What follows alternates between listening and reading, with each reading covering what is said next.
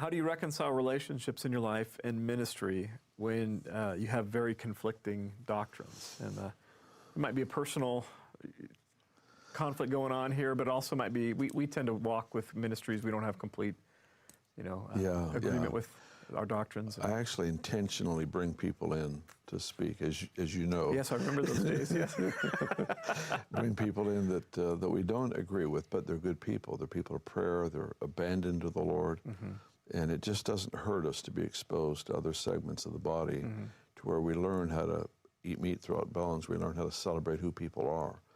And it comes down to, they have a specific thing in mind usually when that question's asked, but it's a general question, so I can miss it altogether. But if it's an essential thing, like the blood of Jesus, they deny the effect of the blood of Jesus or the virgin birth or whatever it might be. That's different. Then you have to draw relational boundaries. Yeah, and you're not going to. You haven't had those folks into our congregation speak. I have not. Yes, I have not brought all the majors we agree on. It's the minors. Exactly. It's the the role of angels, or you baptize in the Spirit, you speak in tongues when you get it, or later, or not at all, and end times and devastation is those things. There's opinions that are very diverse, and we have our convictions, what we feel are right, that we live by. But I'm not going to exclude people that think differently. And they're just, you just have to get to a place where you can celebrate who people are without stumbling over who they're not. That's what that's kind of one of the mantra of the culture of honors is to really celebrate what God is doing in a person. Wesley and Whitefield I think is a great example. They were so diverse, and they were at odds for a season, as I understand it. I wasn't there, but I hear. They were at odds for a season, and one of Whitefield's associates or friends said, I don't even think we'll see Wesley in heaven. And Whitefield responded, yeah, I think you're right. He'll be so much closer to the throne than we are that it'll be hard to see him from where we are. And he was responding, obviously, in honor, wanting to honor one that he had really grown in affection for. So, part of it just comes down to that. If it's an essential area, if it's a family member, that's one thing. With family, it doesn't matter what anybody believes, you're together.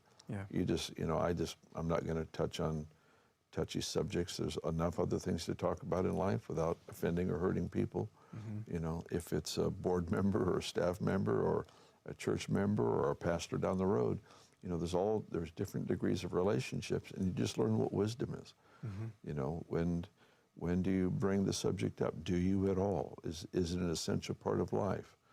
And we need wisdom for that, because it's so easy to lose a war and win a battle, so to speak. Well, I won that argument, but I lost a friend forever. Well, that's not right. That's not healthy. And the value of people is huge, and even if they're wrong, because all of us, my approach is that every one of us believes something that's not right. And we're convinced we're right. We are. We're all in process. And so we just need to give each other that whole grace thing. Show mercy, because you're going to want it later. We have that phrase is on one of our visitor documents in the majors, unity, and the minors, liberty, and but in all things, love. Excellent. That's right. And that came out of one of those guys that right after Luther passed and Calvin passed, they were all just trying to kill each other over getting doctrine right. They were just there were lots of separations and church splits and theological schools. And finally, this guy Rupert something or other, he came up with that phrase, and we've seen that just in our lives as a congregation, in our lives, even on our own team. We have some different understandings of certain doctrines or end times, that sort of deal. And people are often surprised by that, like there's no standard. They're like, what's this Bethel standard viewpoint here? I'm like, I'm not sure there is one. I know Bill's got one, Chris has one, I have one. And we just enjoy each other and draw the strength from each other and oftentimes learn something new from each other. Absolutely. I think it's a huge part of life. I think that's what we're supposed to learn to do. Because it's in associating with people of diverse gifts and diverse views that we get healthier. We don't become ingrown.